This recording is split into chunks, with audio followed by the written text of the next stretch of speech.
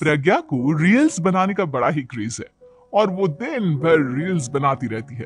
खाते पीते घूमते फिरते घर में कॉलेज में रील्स बनाने के कारण प्रज्ञा पूरे कॉलेज में हाईलाइटेड है। जहां उसकी रील्स सभी को पसंद आते हैं, वहीं मनीषा चिंता में डूबी रहती है।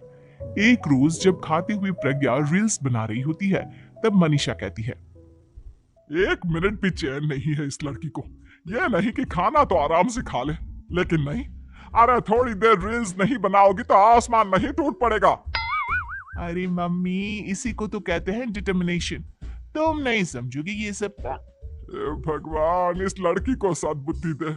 जब देखो तब टेढ़ा बाका मुंह बनाती रहती है। मनीषा की बात का प्रज्ञा पर जरा भी असर नहीं होता और वो खाते खाते रील्स बनाती रहती है। दिन बीतने लगते हैं और देखते देखते प्रज्ञा का कॉलेज भी खत्म हो जाता है। आए दिन कोई ना कोई मनीषा को प्रज्ञा की शादी करवाने का सुझाव दी जाता है।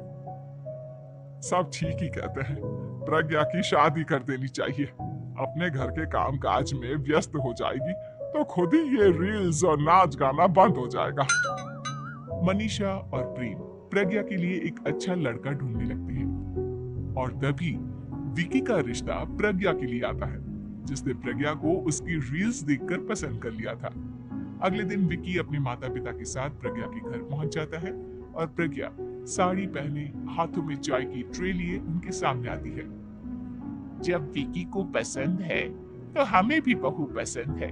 बहन जी, आप बारात की तैयारी कीजिए। एक बार लड़का लड़की अकेले में बात कर ले तो अच्छा रहेगा। हाँ हाँ, क्यों नहीं। मनीषा विकी को प्रज्ञा के कमरे में भेजती है, जहां प्रज्ञा पहले से ही रील्स बना रही होती है। तभी विकी कहता है, आ गए आपके साजन जी। हमारे साथ ये रील्स कंप्लीट करती तो और भी अच्छा रहता। अच्छा जी, अब आ ही गए हैं तो बना ही लेती हूँ आपके साथ। दोनों मिलकर रील्स बनाते हैं। जब वी मीट और तुरंत पोस्ट भी कर देते हैं। फिर विकी कहता है, जब आप साड़ी में चाय लेकर आए तब मुझे लगा कि कहीं मैं गलत घर में तो नहीं आ गया। अब सही है। दोनों की शादी पक्की हो जाती है और शादी के दिन भी प्रज्ञा रील्स बनाने से चूकती नहीं। यहाँ तक कि बारात के समय भी नाचते हुए रील्स बनाती है। सभी लोग प्रज्ञा की तारीफ की पुल बांध देते हैं और प्रज्ञा नाचती गाती अपने ससुराल चली जाती है। सब कुछ अच्छा चल रहा होता है। प्रज्ञा यहाँ भी दिन भर हर चीज की रील्स बनाती रहती है। लेकिन कुछ दिनों के बाद जब सुनीता कहती है, बहू, ये रील्स के साथ साथ कुछ काम भी कर लिया करो। वैसे तुझे और क्या क्या बनाना आता है?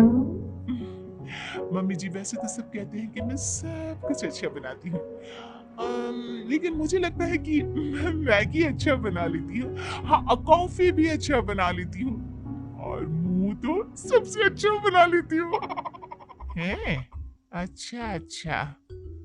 सुनीता अपना माथा पकड़ लेती है और कहती है, बहू, कुछ खाना बनाना भी सीख लेती।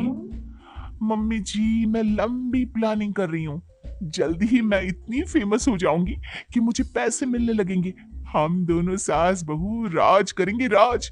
नौकर काम करेंगी और लोगों की तो लाइन लगेगी हमसे मिलने के लिए। तेरा दिमाग खराब हो गया है क्या बहू? हंसी मजाक तक ठीक है, लेकिन इस तरह घर नहीं चलते। जितना जल्दी हो इस घर के तौर तरीकों को सीख लो। प्रज्ञा मुंह घुमाकर चली जाती है और तुरंत उसी वक्त एक रील बनाती है। ये देख सुनीता का गुस्सा 7वें आसमान पर चला जाता है और विकी के घर आती ही सुनीता उसे सब कुछ बताती है। विकी भी अब प्रज्ञा की इन हरकतों से परेशान हो जाता है। तुम टेंशन मत लो मम्मा, मैं देख लूंगा। विकी कमरे में जाता है तो देखता है कि प्रज्ञा रील्स बना रही है। विकी बड़े ही प्यार से प्रज्ञा से कहता है, प्रज्ञा, इन सब के लिए मैं तुम्हें मना नहीं कर रहा हूँ, लेकिन फिर भी हर वक्त तो ये अच्छा नहीं लगता ना। समझने की कोशिश करो, मुझे भी तुम्हारा थोड़ा वक्त चाहिए। मैं जब ऑफिस से आता हूँ तो मुझे समय देने की जगह इसी में लगे रहते हो। तुम ज्यादा ही सोच रहे हो। तुम भी मेरे साथ रील्स बनाओ ना, तुम्हें भी बहुत अच्छा लगेगा। तुम्हें इज्जत से कोई बात समझ में नहीं आती क्या? दिमाग खराब हो गया है तुम्हारा इस चकाचौंध से। अगर तुमने अपना रवैया नहीं बदला तो मैं तुमसे दूर चला जाऊंगा। तुम ही रिश्ता लेकर आए थे, मुझे लड़कों की कमी नहीं थी और ना आज है। विकी दरवाजा पटक कर चला जाता है। धीरे धीरे विकी प्रज्ञा से दूर होता जाता है। एक रोज मनीषा प्रज्ञा के ससुराल उससे मिलने जाती है। तब सुनीता उससे कहती है, बहन जी अब आई हैं तो कुछ दिन यहाँ रहकर जाइएगा, आप ही का घर है। हाँ मम्मी, बहुत दिन हो गए तुम्हारे साथ एक भी रील नहीं बनाई मैंने। प्रज्ञा तुरंत अपने फोन में रील्स ऑन कर लेती है। ये सब मुझसे नहीं होता। तेरा ये भूत अभी तक नहीं उतरा क्या? बहन जी आप कुछ कहती नहीं क्या इसे? जब आप ही कुछ नहीं कर पाई तो मैं कर ही क्या सकती हूँ, सास तो वैसी ही बदनाम है। शाम को घर की लाइट चली जाती है और मनीषा प्रज्ञा से कहती है, मेरे घुटनों में बहुत दर्द हो रहा है, तू लाइट का कुछ इंतजाम करना बेटा। अच्छा कैंडल जला देती हूँ मम्मा। प्रज्ञा गाते हुए कैंडल जलाती है और खिड़की के पर्दे के पास रख देती है। मनीषा जिसे बहुत दर्द हो रहा है वो सो जाती है और प्रज्ञा हमेशा की तरह अपने रील्स में लग जाती है। उधर कैंडल की वजह से पर्दा आग पकड़ लेता है और मनीषा के कमरे में आग लग जाती है। बचाओ, कोई है बचाओ। सभी भागते हैं और विकी कमरे की आग बुझाने में लग जाता है, लेकिन तब तक मनीषा आधी जल चुकी थी। मनीषा की हालत देख प्रज्ञा रोने लगती है। विकी मनीषा को तुरंत हॉस्पिटल ले जाता है और उसे एडमिट कराता है।